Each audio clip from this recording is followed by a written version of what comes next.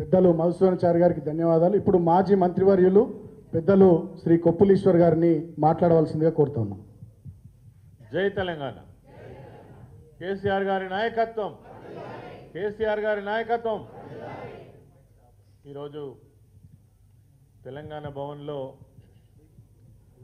మన డైరీ ఆవిష్కరించుకుంటున్నటువంటి సందర్భంగా కార్యక్రమానికి విచ్చేసినటువంటి గౌరవ బీఆర్ఎస్ పార్టీ వర్కింగ్ ప్రెసిడెంట్ గౌరవనీయులు కేటీఆర్ గారు, మాజీ మంత్రివర్యులు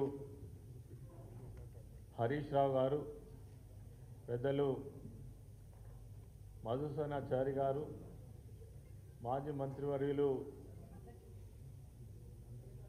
వేదిక పైన ఉన్నటువంటి మాజీ మంత్రులు, మాజీ శాసన సభ్యులు, శాసన మండలి సభ్యులు, రాష్ట్ర స్థాయిలో జిల్లా స్థాయిలో పనిచేస్తున్నటువంటి నాయకులందరికీ, పాత్రికేయ మిత్రులందరికీ కూడా నమస్కరిస్తూ, పెద్దలు మధుసూదనాచారి గారు చెప్పినటువంటి విషయాలను మనం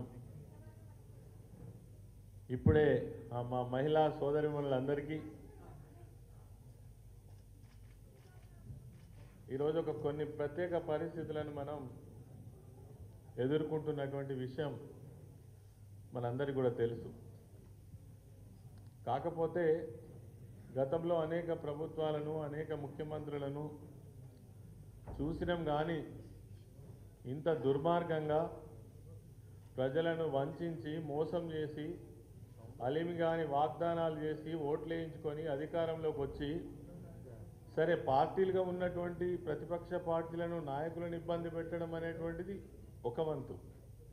ఇది అక్కడ ఇక్కడ కొన్ని రాష్ట్రాల్లో జరుగుతుంటుంది, మనం కూడా చూస్తుంటాం. కానీ ప్రజలను కూడా వంచి, ప్రజలు ఎక్కడైనా ఎదురు చెప్తే వాళ్ళను కూడా కేసులలో పెట్టి, జైళ్ళల్లో పెట్టి అంచివేసేటువంటి ధోరణి మాత్రం మనం ఒక కొత్త వరవడి రాజకీయాలలో చూస్తున్నాం. ఇది చాలా దుర్మార్గం. ఇది ఎంతో కాలము నడవదు.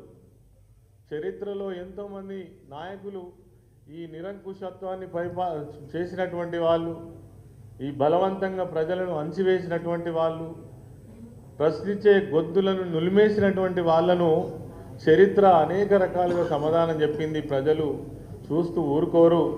సమయం సందర్భం వచ్చినప్పుడు సరైనటువంటి గుణపాఠం చెప్పేటువంటి బాధ్యత కూడా మనం మోటివేషన్ చేసినా చేయకున్నా అన్నీ కూడా గమనిస్తూనే ఉంటారు. ప్రతి విషయాన్ని కూడా ఆ సమయం నిజంగా కూడా కొంత సమయం గడిచిన తర్వాత వస్తుంది కావచ్చు అనుకున్నాం. కానీ అతి తక్కువ సమయంలో, 1 సంవత్సర కాలంలో ఇంత ఘోరంగా విఫలమై ప్రజలతో ఇన్ని చీత్కారాలు కొట్టించుకున్నటువంటి ఒక ముఖ్యమంత్రిని, ఇన్ని బూతులు తిట్టినటువంటి ముఖ్యమంత్రిని అయితే నేను దేశంలో ఏ రాష్ట్రంలో కూడా ఏ ముఖ్యమంత్రిని స్వాతంత్రం వచ్చినప్పటి నుంచి ఇప్పటి వరకు అయితే మనం చూడలేదు.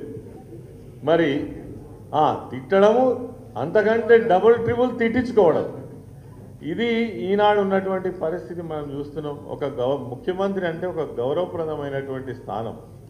ప్రజలకు జవాబుదారీగా ఉండి ఈ రాష్ట్రంలో ఇచ్చినటువంటి వాగ్దానాలన్నీ అమలు చేయడంతో పాటు ఈ రాష్ట్రం యొక్క అభివృద్ధి కోసం పాటుపడేటువంటి బాధ్యతలో ఉన్న ముఖ్యమంత్రి ఎంత దారుణంగా మరి వ్యవహరిస్తున్నాడో మనం ఈ సందర్భంగా అందరూ కూడా గమనిస్తున్నారు. అది పోను, ఈరోజు వాళ్ళ ఏం లక్ష్యం అంతా ఒక్కటే, బీఆర్ఎస్ పార్టీని ఎట్లా ఇరుకున పెట్టాలి, కేసీఆర్ గారిని ఎట్లా ఇప్పటికే చేయాల్సినంత బదనాం చేసేందుకు ఇలా ప్రజలు రియలైజ్ అయిపోయి, అయ్యో ఇవన్నీ తప్పులా, మేము నమ్మినవన్నీ తప్పులా, వాళ్ళు చెప్పినటువంటి ఘోరమైనటువంటి అబద్ధాలని ఈరోజు అంటే ఆలోచిస్తున్నటువంటి తరుణంలో పార్టీ నాయకులను ఏ రకంగా ఇబ్బంది పెట్టాలి, కేసులలో ఇరికించాలి, ఎన్నో రకాల నెపం పెట్టాలనేటువంటి ఒక ప్రయత్నం ఏదైతే ఉందో, ఇవాళ ఇప్పటికే ఈ ప్రభుత్వం వచ్చి సంవత్సర కాలంలోనే అనేక రకాల ఆరోపణలు, ఏ ఒక్క ఆరోపణకైనా నిజంగా సాక్ష్యాలు ఉన్నాయా, తప్పులు జరిగినాయా అంటే ఎక్కడ కూడా లేవు.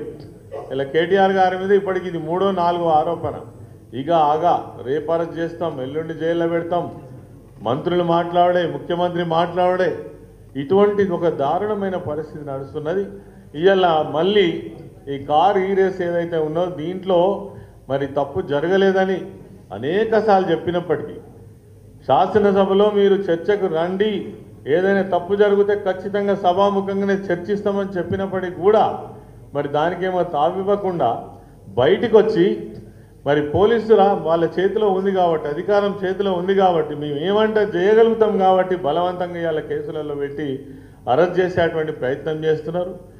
ఇంకొక విషయం ఏంటంటే జనరల్గా ఒక పార్టీలు అంటే కేంద్రంలో ఉన్నటువంటి బీజేపీ ప్రభుత్వం కావచ్చు, రాష్ట్రంలో ఉన్నటువంటి కాంగ్రెస్ ప్రభుత్వం కావచ్చు, కలిసి పనిచేస్తున్నట్టుగా మనకు కొట్టొచ్చినట్టుగా కనబడుతుంది. నిన్న జరిగిన సంఘటనే మనకు ప్రత్యక్ష సాక్ష్యం. కాంగ్రెస్ వాళ్ళు బీజేపీ ఆఫీస్ మీద దాడి చేస్తే వాళ్ళు తిట్టాల్సింది ఎవరిని? అరవింద్ అయినట్టయినా ఒక ఎంపీ ప్రెస్ మీట్ పెట్టి ఆయన నోట్ల నుంచి మాట ఎత్తుకోవడమే కేసీఆర్ని ఎత్తుకుంటాడు. జరిగిన దాడేమో బీజేపీ పార్టీ కార్యాలయం మీద. వాళ్ళు మాత్రం లోపల కలిసి ఉంటారు. ఇలా ఇద్దరికి టార్గెట్ మనం అయినామనేటువంటిది మాత్రం ఖచ్చితంగా ఇద్దరు కలిసి మనను మరి ఎక్కడైనా ఇబ్బంది పెట్టాలనే ప్రయత్నం చేస్తున్నారు. దీన్ని నాయకులు కార్యకర్తలుగా మనం మాత్రం ఖచ్చితంగా అర్థం చేసుకోవాల్సిన అవసరం ఉంది. బీఆర్ఎస్ పార్టీకి త్యాగాలు కొత్త కాదు, ఉద్యమాలు కొత్త కాదు, కేసులు కొత్త కాదు. ఈ రకమైనటువంటి ఎన్ని వచ్చినా ఎదుర్కొనేటువంటి శక్తి సత్తా బీఆర్ఎస్ పార్టీకి ఉంది. కేసీఆర్ గారి నాయకత్వంలో, మన యువ నాయకుల నాయకత్వంలో ముందుకు కదులుదామని ఈ సందర్భంగా మనవి చేస్తూ మరి ఈ సందర్భంగా మరి మాట్లాడేటువంటి అవకాశం ఇచ్చినటువంటి పెద్దలకు నమస్కరిస్తూ జై తెలంగాణ, జై కేసీఆర్. పెద్దలు కొప్పులీశ్వరన్నకు ధన్యవాదాలు. ఇప్పుడు మాజీ మంత్రివర్యులు మహమూద్ అలీ గారిని మాట్లాడవలసిందిగా కోరుతా ఉన్నాం. जय तेलंगाना। आज हम लोग यहाँ